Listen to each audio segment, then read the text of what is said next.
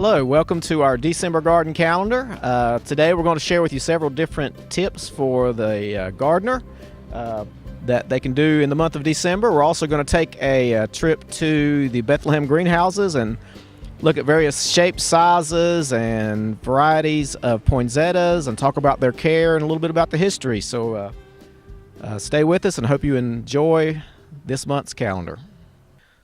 Well, in the month of December, there are several berries that are beautiful that you can catch hold of. There's things like pyracantha berries, a lot of the holly berries, nandina, some of the hawthorns. So even a few American beauty berries are still pretty in the early months of December. So go out there and enjoy those. Also, there's a lot of natural native plants we can use for holiday decorations, such as the rosemary, of course the holly berries, hemlock, running cedar, mistletoe, of course. So take advantage of those this Christmas season.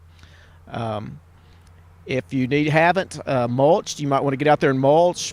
Put hardwood mulch or pine needles down or whatever. For those of you that use a wood stove, you can put some of those wood ashes out in your garden site, till them in, or even in your landscape area, especially if your pH is low, because that will raise the pH some. For those that have friends that are gardeners, go out and shop and get some Christmas gifts that relate to the home gardener. There's a lot of items out there that would appeal to them. Then also, it's a good time to repair some of the tools you've put up in the fall. Lawnmowers, weed eaters, hoes, hand pruners, whatever they may be. Get out there and repair those and get them ready for the spring season. You may have a big oak tree that's kind of slow to drop leaves. If so, make sure those leaves are kept up off your lawn. We sure don't want to shut down the grass, the photosynthesis there. So in that case, it would die or be weak come spring. So keep the leaves off the lawn. And for those of you that have house plants that you may keep all year around or have brought in at the end of the year, be sure to water those regularly. And as you've turned your heat up, you're kind of probably figuring out how often to water. And of course, don't water until the soil in those house plants gets dry to the touch. So a lot of things to work on in the month of December, and hope you enjoy this holiday and Christmas season. Here we are in the month of December with our December garden calendar, and today we're here at Bethlehem Greenhouses with Bruce Huffman.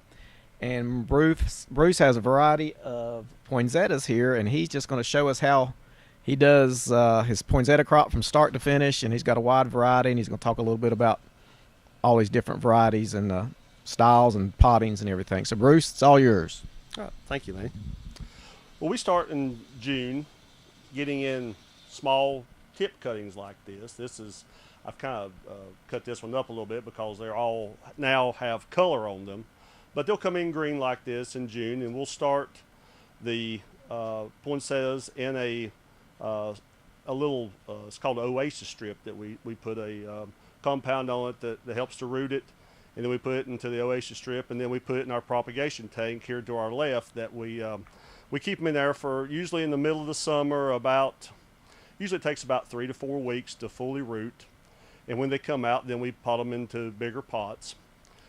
When they come out of the propagation tank, this is a small plant, which would be actually our last cutting, but there's a little we stick it down in the soil like this, and then they'll start off small like this, and then as we start the first crop, they will be our biggest plants that we have, that we put into 12 and 10-inch pots, and also some into 8-inch pots. We do that through July. We take more cuttings or get more cuttings in July. That is our main crop, which will be the crop that we'll send to most of our churches and florists that they use for individual plants. A little bit later, we'll get more cuttings in about 3 weeks later, and they'll be a little bit smaller, what we call a tabletop poinsettia that is not quite this tall. And we also use it for our bowls and for our oval pots that we put multiple plants in to help us get some different varieties of poinsettia plantings. Then our last cutting that we get in would be the ones that we make for our small 4.5 inch, and you can see they don't grow much. Pretty much, depending on when we get them in, that's how big they're going to get. So about say the ones we get in June, they'll be the biggest plants we'll have in here, and they'll make them. We'll show some of our bigger plants shortly, but they'll get 18, 25 inches tall. The next crop we'll do will be like you see here. They'll get 15 inches tall, and then we just keep on going down. And then we, to make different size pots, we grow them all pretty much in our main crop in 6.5 inch pots. And then we just take them out and we move them up as we need, depending on what size plant we need. If we need a big pot, we'll put like 4 plants into a big pot. We call that a 12-inch color pot. Our next size is a 10-inch pot. We put 3 plants in it. Then an 8-inch pot, we put 2 plants in it. And then finally we go down to our single 6.5 and 4.5 inch pots. We have several different sizes of poinsettias. This is our 4.5 inch pot. This is our last cutting that we talked about. We make up several different types of poinsettias. This is a 12-inch bowl, which has either 3 or 4 plants in it, depending on the size of the plant. This particular color here is a red glitter. It's one of the newer ones that we've had the last couple of years. This is a 12-inch oval with 2 pink plants and a white plant in it. It's considered a 12-inch also. We usually put 3 plants in it. Sometimes we put 2, depending again on the size. This is our standard 6.5 inch size. This is what most of the churches buy. Also, we send a lot out to different companies, some community groups. Of course, individuals buy probably more of these than anything. And this is the way we grow most all of our poinsettias, in the 6.5 inch pot.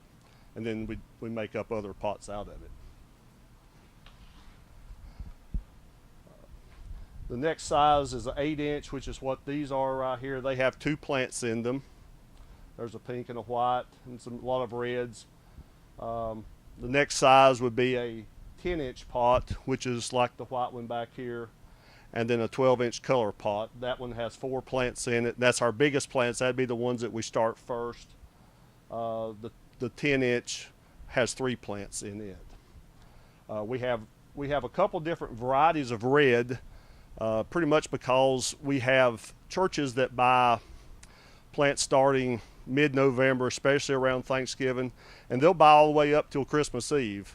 So we have to have, in a greenhouse, if you had all one variety, they'd either be very early or very late. It'd be hard to supply everyone. So we have 2 different varieties. One's called an 8-week variety, which starts to bloom about this time, or about right after Thanksgiving. And then the last one was called a 9.5 week variety. It will peak out about mid-December. And by blooming, what we mean by blooming is this is actually the bloom on a poinsettia, the little part right here. And as it opens up and you'll see the little yellow nodule sticking up, that's the actual bloom opening. So once they bloom and do their thing, then they're ready they'll start going downhill. So we want them to try to get them out of here in their prime whenever they're the prettiest. Now, once they leave the sun of the greenhouse, they pretty much shut down, and they can last indefinitely from that point. So it's not really a problem. Some people come in and Thanksgiving say, well, I want one to make sure it lasts a long time. Well, if it gets out of the sunshine now, it's going to last as long as one that goes out here the 24th of December. So it's it has all to do, just the sunlight is what keeps the plant progressing. Once it becomes a house plant, then it pretty well slows down and shuts down its growth progression. And lots of people can keep them looking like they do up until the spring and even into the summer if you know how to take care of it and water it correctly and so forth. Since we're highlighting the poinsettias this Christmas season, I'd like to ask you a question. It just wouldn't be the same without poinsettias around the house at Christmas time, now would it? But which ones do you pick? Red, pink, white, marble, Monet, jingle bells, burgundy, winter rose, glitter? The variety list goes on. The poinsettia is the most popular flowering Christmas plant in the United States and a native to the area around Taxco, Mexico. The ancient Aztecs cultivated the poinsettia in Mexico long before Europeans came to the Western Hemisphere. They used the bracts for a reddish-purple dye and the latex to counteract fever. The plant also played a part in midwinter celebrations and was widely planted in gardens. Perhaps the first religious connotations were placed on the poinsettias during the 17th century. Because of its brilliant color and holiday blooming time, Franciscan priests near Taxco began to use the flower in the Fiesta of Santa Pacerbra, a nativity procession. A Southerner, Joel Roberts Poinsett, from Greenville, South Carolina, is credited with the first observing the ornamental potential of the poinsettia. While serving as ambassador to Mexico in the 1820s, Poinsett sent plants back to friends in South Carolina. The red bracts, or leaves, were attractive during the fall, and the plant's popularity quickly grew. Folks began to call this autumn flowering plant poinsettias plant, which eventually was modified to the common name poinsettia. If Poinsett is the grandfather to the modern poinsettia, then Albert Ecke is the father. Albert Ecke was a Southern California nurseryman and floriculturalist in the early 1900s. Ecke and his son Paul grew and developed the first commercial cut flower poinsettia operation in Southern California at the turn of the century. Paul continued the tradition by conducting extensive research and plant breeding to develop a poinsettia cultivar that could be successfully grown and flowered indoors.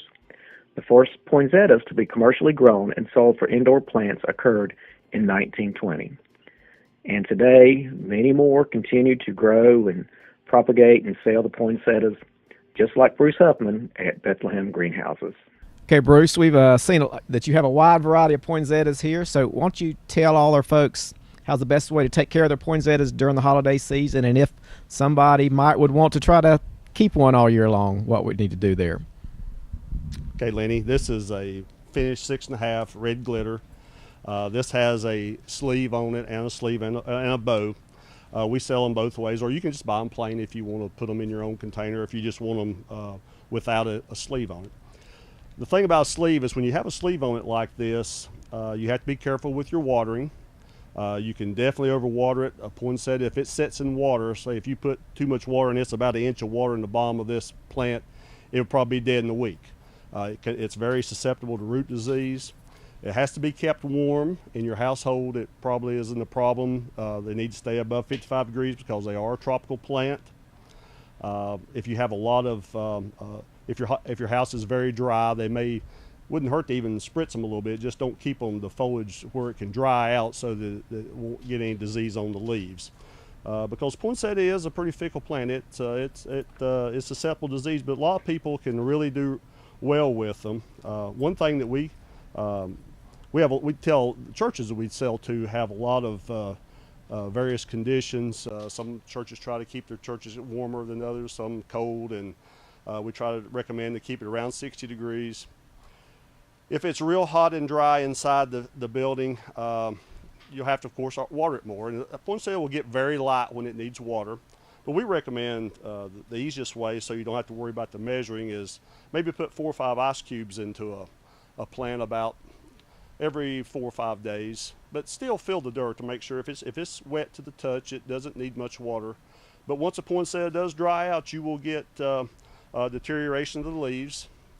But the biggest problem is overwatering. If you start seeing a lot of leaf fall, then the plant most likely is beginning to develop root disease, and it will probably not last long. People that keep them over, it's kind of you have to be pretty good at it, but people that can keep them over till the middle of March or so forth, at that point you can cut the color off of it if you want to grow your plant. Just repot it into maybe a little bigger pot. Then put it outside for the summertime once it stays above 50-55 degrees, and then make sure, of course, in the fall that you bring it back in before it gets too cold again. The biggest thing, if you want to rebloom, this is a light sensitive plant, so it has to have natural light to make it bloom. Now what that means is that come short days, which is September 21st, 22nd, This plant has to have, it's a sun plant, so it's got to be in the sun to grow, but it's got to have more darkness than it does daylight. Every plant we have in here sometime triggers between September 15th, 20th until probably the middle of October. So even in the greenhouse, we have to be very careful with outside light coming in. If it doesn't get dark, when it gets dark outside, nature tells it's still summertime and it won't bloom. So to get it to bloom at Christmas, you have to have natural conditions. And it's very hard to do that in a house, of course, because you have lights on 10, 11 o'clock at night. And that's why a lot of people have trouble getting a poinsettia to bloom again. Plus the second time around, it's probably gonna be a little bit more woody, but if you can shape it up, say May or June, and just keep the plant good and healthy. If you can get natural light on it, you can have another poinsettia at Christmas. There's an old tale that you put a poinsettia in the closet to keep it dark. Well, that's fine, except it's a tropical plant. It needs sunshine. It just needs darkness when it's night. It doesn't need it during the daytime. It needs the sunlight. Okay. Well, that's some great information. If people want to buy a poinsettia from you, Bruce, we need to find out what your hours and days of operation are and how people can find you or contact you. Well, we're kind of off the beaten path. We're on 21 Lakeside Loop, which is right on Icard Ridge Road. It's the road that runs parallel to 127 on the west side of Bethlehem. If you go past us, you go right down into the marina down here at the bottom of the hill. But our number is 495-3468. We're open pretty much all year round, but this time of year we're open Monday through Friday, from usually here from 7:30 to about 5. Saturdays we run pretty much from 8 till 2, but you might want to check on Saturdays because depending on the weather and as we sell down, we may change our hours there. Normally not open on Sunday, although we're around having to take care of plants sometime during the day on Sunday. But if you have any problem, just give us a call. We'll get you over here to us, and we sell to the public. If your church needs some poinsettias, we probably still have some that we can sell, and we'll see if we can help you out. Okay. Well, thank you, and thanks for having us today, and we've learned a lot. Appreciate it. Well, here we are again with Bruce Huffman at Bethlehem Greenhouses, and here we are in early winter, and Bruce has started several things, and he's going to tell us a little bit about how he starts some plants from cuttings and different things. Okay, this is petunia cutting. We usually get in about in early November. We'll get about 15,000 cuttings in that we start for, that we do most of our spring baskets, and we get perennials in, about anything that we don't grow from seed. And we start these in trays like this, just an unrooted cutting. We put rooting compound on to help them root. And this is about, we're about a month into the rooting process, and this petunia here is just about ready to transfer if we're ready to start our baskets. A lot of these plants will take anywhere from a month to 6 weeks, just depending on how warm you keep the greenhouse and what the temperature is during the day. We're at the phase right now that probably half of our plants are rooted. Here's one that hasn't rooted, but it's starting to show the nodule on the end of it, and it's starting to shoot just a few little roots, but everything varies in the length of time that it takes to root. As you can see here, pretty much you just have to be careful. I have to keep them sprayed with fungicide and so forth because they're very susceptible to this because it's wet and cool. So I'll spray fungicide about maybe once every 2 to 3 weeks just to keep them protected the best we can, and pretty much we can. This is our main crop that we'll have in baskets and potted plants in spring. And in just a few months down the road in early spring, you'll be loaded down with a lot of things in here, right? Absolutely, absolutely. And we've got right here behind us this is geraniums that we started. These are some seed geraniums I had left over that we took cuttings of, and as you can see, they're getting well rooted, so they'll be ready to plant very shortly also. We sell lots of geraniums in the spring, so need lots of plants. Okay, thank you. Thank you. So here this Christmas season, let's talk a little bit about the cutting and taking care of your Christmas tree. Well, many of you will be getting the North Carolina Fraser firs if you take a live tree into your house. Some of you may actually go to the farm and do a choose and cut yourself, or many of you may just be buying it off of the retail lot. No matter what the difference, once you get the tree home, make a fresh cut. Make it straight across the base of the tree and cut off approximately 1/2 inch before placing the tree in a stand. Use a stand that will hold a gallon of water or more. Check the water often and keep the stand full. A tree may take up to a gallon of water in the first 24 hours and a quart a day after that. Preservatives are not needed, just plenty of fresh water. And place the tree away from heat sources, heating vents, fireplaces, wood stoves, radiators, and sunny windows. This will help keep the tree cooler and fresher and may help prevent a fire possibly, but definitely would keep it from drying out as quickly. Do not overload your electric circuits with all the many lights you might place there. Turn off your lights on the tree before leaving your home or going to bed. Just remember, a fresh cut, plenty of water, and a bit of common sense are all it takes to enjoy your North Carolina Fraser fir or other live Christmas tree. Well, I hope you've enjoyed our December garden calendar. If you have any questions about the poinsettias or anything related to your Christmas tree care, anything about gardening in December, whatever, give us a call at the Cooperative Extension Office. We are located right beside the Health Department and in the back parking lot of First Baptist Church. Our phone number is 632-4451 if you want to give us a call, or you can find us online at www.alexanderextension.com.